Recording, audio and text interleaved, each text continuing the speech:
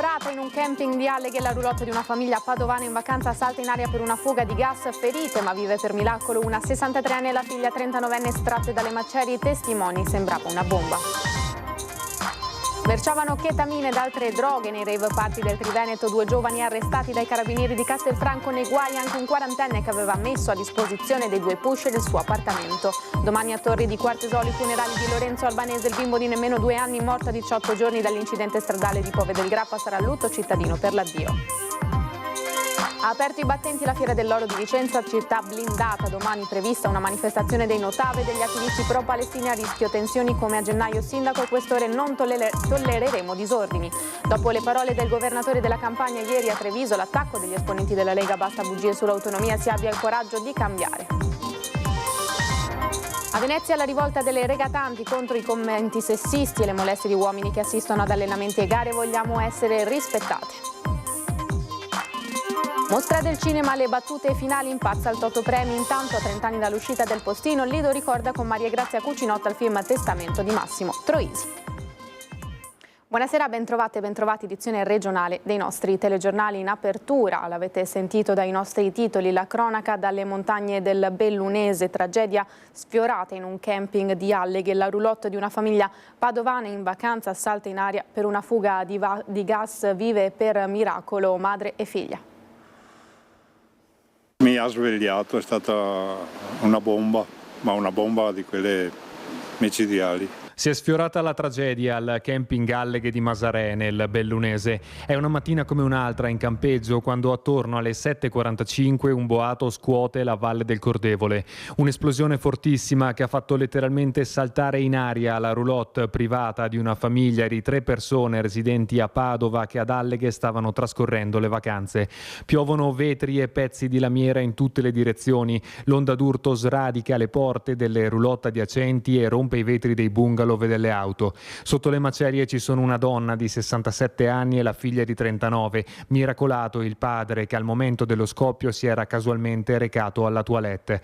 Nonostante il botto devastante, le 2 donne sono incredibilmente in buone condizioni. La madre viene trasportata dall'elicottero dell'aiuto alpin di Bolzano al Cafoncello di Treviso, riportando alcune ustioni ed escoriazioni, mentre la figlia viene trasportata con il padre all'ospedale di Agordo per accertamenti.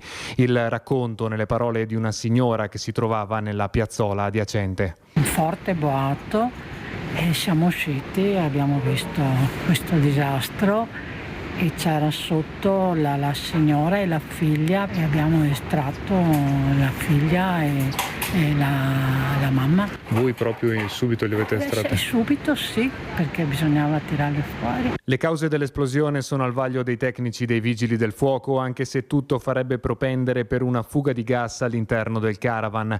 Non più tardi di ieri la roulotte era stata oggetto di alcuni lavori proprio all'impianto del gas e quindi non si esclude una correlazione con lo scoppio di questa mattina, ma saranno le perizie tecniche a mettere l'ultima parola sulla dinamica dell'incidente, il cui esito avrebbe potuto essere ben peggiore sia per le condizioni dei familiari sia per la presenza di altre piazzole adiacenti dalle quali nessuna persona è rimasta coinvolta, fatto salvo per qualche danno di natura materiale. Praticamente lo spostamento d'aria ci ha rotto anche le porte delle nostre casette, eccetera. L'importante è che stiano bene loro, perché è la cosa più importante. Dopo i danni materiali, quelli si riparano. Smerciavano chetamina e altre droghe, rave party del Triveneto, 2 arrestati. Sono centinaia le cessioni di droga, soprattutto chetamina, che un 25enne e un 29enne avevano smerciato nei rave party del Triveneto. Per i 2 giovani erano scattate le manette nel maggio scorso, quando i carabinieri di Castelfranco, dopo un'indagine certosina, li avevano identificati ed arrestati. L'accusa per loro è detenzione e spaccio di sostanze stupefacenti. Oltre alla chetamina, i 2 pusher erano stati trovati in possesso di ecstasy, marijuana e hashish. Ma le indagini non non si sono fermate. I successivi approfondimenti investigativi svolti dai militari dell'Arma sotto la direzione della Procura della Repubblica di Treviso hanno consentito di accertare l'entità dello spaccio dei 2 arrestati. Non solo, al vaglio dell'autorità giudiziaria si è aggiunta la posizione di un 40enne italiano deferito in stato di libertà. Avrebbe messo a disposizione dei 2 spacciatori la propria abitazione per svolgere l'illecita attività di consumo e spaccio della pericolosa sostanza. Ed ancora i carabinieri hanno deferito in stato di libertà un 60enne incensurato vittoriese che in un terreno agricolo di sua proprietà aveva coltivato alcune piante di cannabis alte più di 2 metri. I militari hanno sequestrato nel garage dell'indagato anche una tenda box per la coltivazione dell'illecita sostanza completa di lampade e riscaldatori e in casa hanno trovato circa 1 etto di marijuana. Dopo le parole del governatore della Campania ieri a Treviso, l'attacco della Lega basta bugie sull'autonomia. Ci vuole coraggio da parte di De Luca a venire qui da noi a raccontare tante bugie, una su tutte, cioè che la Campania dovrebbe essere rimborsata dal Veneto per i soldi che sono stati sottratti. Non poteva passare inosservata la presenza di Vincenzo De Luca alla kermesse trevigiana del Partito Democratico, dove il governatore campano non solo ha confermato la contrarietà alla legge sull'autonomia differenziata, ma ha aggiunto il carico da 90 su un tema sensibile come quello della sanità. La Campania, per esempio, viene derubata ogni anno di 200 milioni di euro nel riparto del Fondo Sanitario Nazionale. Non lo si sa al nord. La Regione Campania ha 11,9 medici ogni 1000 abitanti. Il Veneto ne ha 15. Fendenti politici cui la Lega Zaiana con il capogruppo Alberto Villanova in testa replica duramente. De Luca dimentica tante cose, partiamo dalla Cassa del Mezzogiorno dei decenni passati per passare ai soldi del PNRR che sono andati come un fiume di miliardi verso il sud nella maggior parte, per arrivare ai servizi inefficienti e costosi che ci sono nella sua regione, per arrivare a quello che è un certificato proprio dell'ufficio parlamentare di bilancio dove si dice che il costo pro capite speso dallo Stato nei confronti delle regioni è molto più alto al sud rispetto al nord. Sud contro nord, nord contro sud, di certo si preannuncia un autunno tesissimo con un referendum abrogativo ormai alle porte. La battaglia che stiamo facendo è contro l'autonomia differenziata, ma è una battaglia su 2 fronti. Contro questa autonomia differenziata, ma ancora di più contro il centralismo burocratico che sta dilagando in questo momento nel nostro paese. Basta bugie nei confronti dell'autonomia, basta bugie per raccogliere queste firme contro il progetto di autonomia, ma soprattutto ci vuole rispetto nei confronti dei veneti, un popolo che lotta da decenni per raggiungere questo diritto sancito dalla Costituzione e non merita di essere preso in giro da persone come De Luca e dal PD. Per Vanessa Camani, capogruppo Dem in Consiglio regionale, quelle di Villanova sono parole di disprezzo e dileggio, lo specchio, testuali parole, di quella cultura dell'arroganza e della prepotenza del nord verso il sud del paese, infarcita di cliché dal sapore razzista. Sullo sfondo poi le tensioni meno eclatanti nei toni ma forse più dirompenti nella sostanza tra CEI e fronte autonomista dopo la stroncatura dei giorni scorsi da parte dei vescovi italiani, con Luca Zaia che nelle scorse ore ha accolto con grande favore, si legge in una nota, la disponibilità del cardinale Matteo Maria Zuppi ad aprire un confronto di alto livello sul tema, apertura che però al momento non sembra certo un placet ma un timido ramoscello d'ulivo. Cambiamo argomento, Fiera dell'Oro di Vicenza, città blindata e si attendono manifestazioni. Fiera dell'Oro al via, il mondo a Vicenza, più di 1200 espositori che arrivano da 35 paesi. Il salone della gioielleria e dell'oreficeria con i suoi 70 anni è il più longevo del mondo, ma creatività, artigianalità, innovazione, lusso vanno inseriti sullo spartito della sicurezza. Questura, carabinieri, fiamme gialle, polizia locale, col supporto dei vigili del fuoco e delle strutture sanitarie sono in prima linea. Il piano è collaudato dalla vigilanza nelle ore notturne ai pattugliamenti e al presidio del territorio per neutralizzare il rischio di furti e rapine, ma anche il rischio di contrabbando. Tutto nel segno innanzitutto della prevenzione. Nel corso degli ultimi controlli sono stati notati alcuni personaggi che si avvicinavano alle vetture in sosta nei parcheggi esterni vicini alla fiera. Gli agenti delle volanti sono intervenuti e li hanno immediatamente identificati. Si tratta di padovani con precedenti. Accompagnati in questura, sono stati fotosegnalati. Per loro sono scattati 2 fogli di via obbligatori da Vicenza per 4 anni. Ma la Fiera dell'Oro è una vetrina anche per chi cerca visibilità sui temi politici. Gli attivisti dei centri sociali sono pronti a scendere in strada con una manifestazione organizzata per sabato pomeriggio. Partiranno dal bosco di Calte, dove hanno allestito il Woods Climate Camp, con un corteo in direzione della stazione ferroviaria. Sì, sabato partiremo da qui alle ore 5 e andremo verso la stazione a dire che Vicenza ha bisogno di andare in direzione opposta al TAV, ha bisogno di investire risorse in salvaguardia dell'ambiente, in tutela della salute, in anche processi democratici che siano veramente di decisione da parte delle persone, della cittadinanza,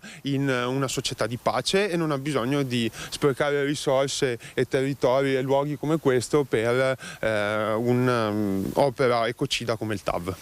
Agli attivisti del Woods Climate Camp sabato si uniranno anche le associazioni pro-Palestina che organizzeranno un sit-in in Viale dell'Industria a partire dalle 4 del pomeriggio. L'ultima manifestazione dei centri sociali in concomitanza con la Fiera dell'Oro fu il 20 gennaio, quando alcuni manifestanti che protestavano contro Israele uscirono dal percorso stabilito entrando in collisione con le forze dell'ordine. Questa volta il messaggio del sindaco e del questore è che non saranno tollerati altri disordini.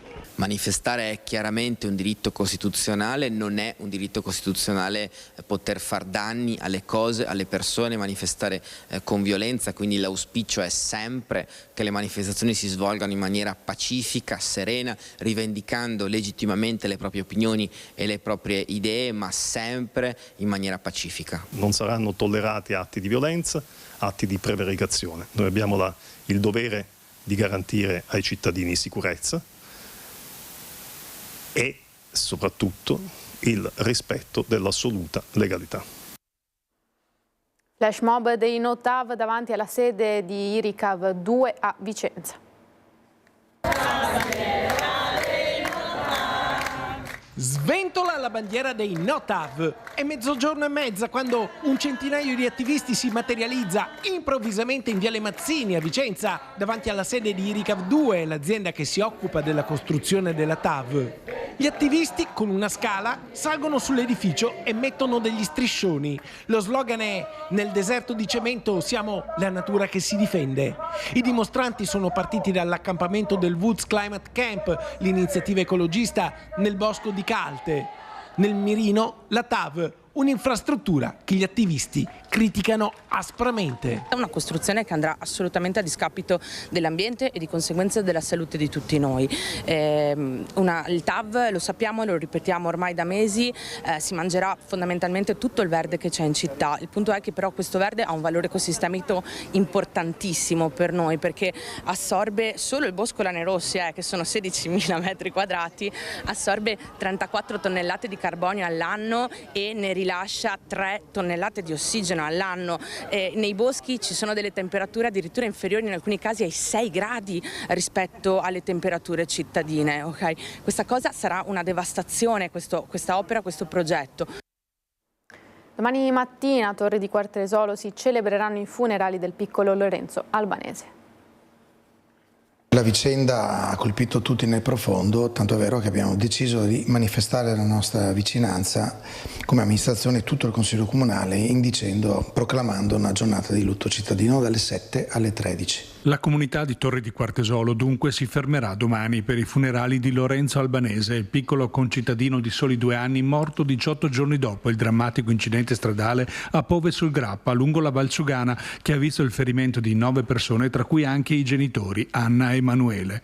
Domani saranno presenti alle 10 alla chiesa dei Santi Gervasio e Protasio ad accompagnare nell'ultimo viaggio il loro piccolo Lorenzo. Alla famiglia il comune ha voluto esprimere così la sua vicinanza. Domani intanto si tiene la cerimonia funebre, abbiamo previsto le bandiere a mezz'asta e 1 minuto di silenzio in concomitanza con l'inizio della cerimonia funebre. A Venezia la rivolta delle regatanti contro i commenti sessisti e le molestie. Nelle giornate più calde noi ragazze tendiamo ad allenarci in top sportivo, perché sennò col caldo veramente non ce la facciamo.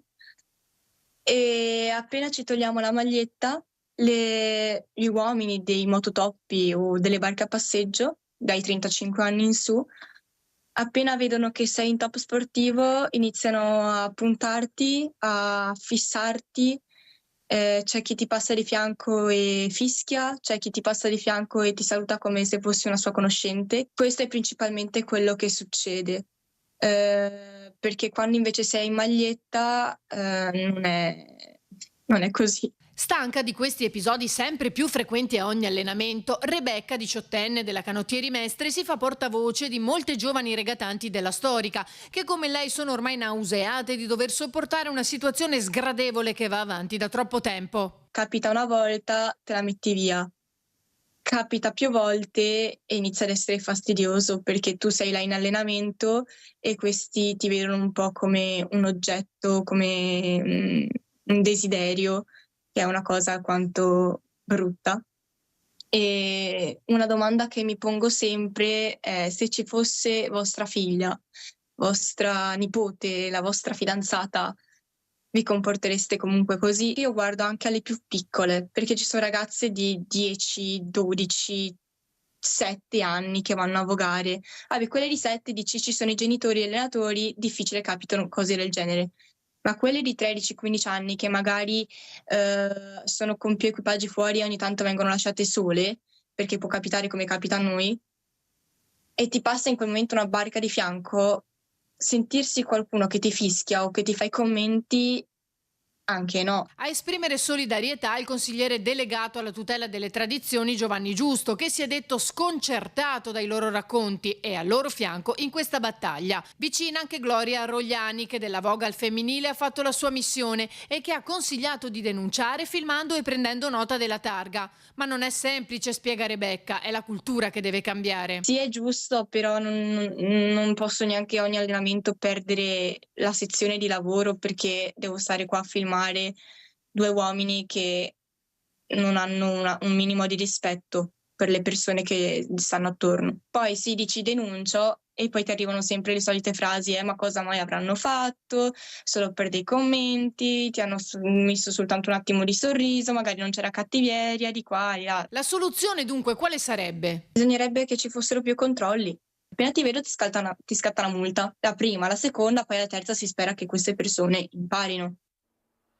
Mostra del cinema, cambiamo argomento, alle battute finali. Intanto si è celebrato al Lido il ricordo di Massimo Troisi. L'81esima Mostra internazionale d'arte cinematografica di Venezia celebra un mito del cinema, l'intramontabile Massimo Troisi, a 30 anni esatti dalla proiezione del film proprio a Venezia, capolavoro Il Postino. L'appuntamento, organizzato e fortemente voluto da Maria Grazia Cucinotta, è stato coorganizzato da Hollywood Communication nel Parco del The Ben, alla presenza, tra gli altri, anche del governatore della Campania De Luca. Siamo arrivati qui 30 anni fa ad aprire il Festival di Venezia con Il Postino. Massimo già non c'era più ed eravamo tutti molto emozionati perché nessuno aveva visto il film ed è stato un colpo al cuore. La magia del film che ti fa ritornare in vita e allo stesso tempo non ti fa mai andare via, e così è stato per Massimo. Sono 30 anni che sta con noi in giro per il mondo a regalare emozioni. Arrivi e sei già su un red carpet che è fatto di acqua, che è fatto ti senti importante anche quando non sei nessuno, perché già il fatto di salire sul motoscafo e poter attraversare questi decori, quest'arte meravigliosa, già entri in un mondo magico, già ti senti una regina, non devi mai diventare l'imitazione di qualcun altro.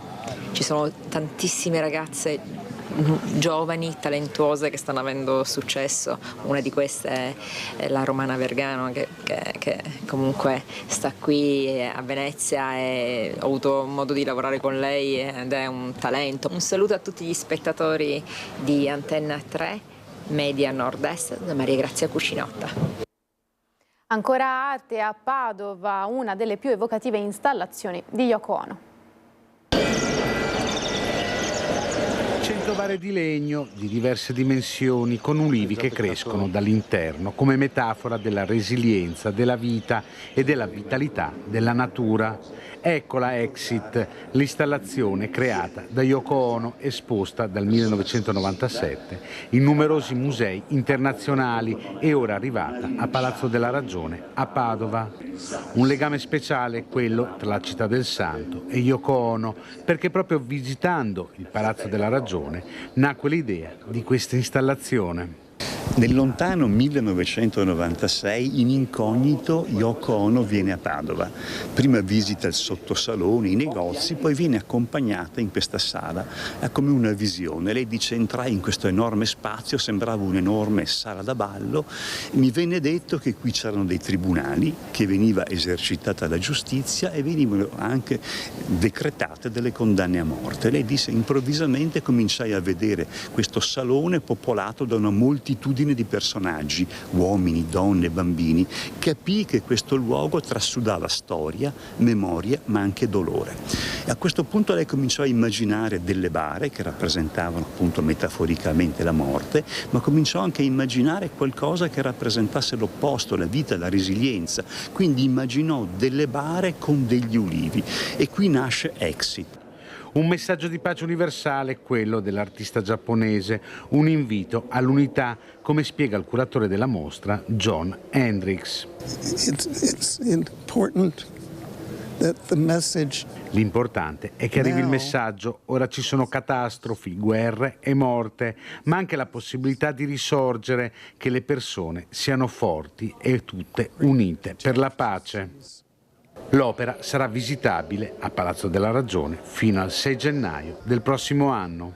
Le bare verranno bruciate, ma Yoko Ono ci tiene moltissimo al fatto che gli ulivi vengano salvati. Abbiamo deciso di piantare questi ulivi in un luogo emblematico del nostro territorio, la casa di Francesco Petrarca, altro grande intellettuale cosmopolita, ad Arquà Petrarca. E con questo messaggio si chiude il TG regionale delle nostre edizioni, del nostro telegiornale. Grazie per essere stati con noi a tutti. L'augurio di una buona serata. Arrivederci.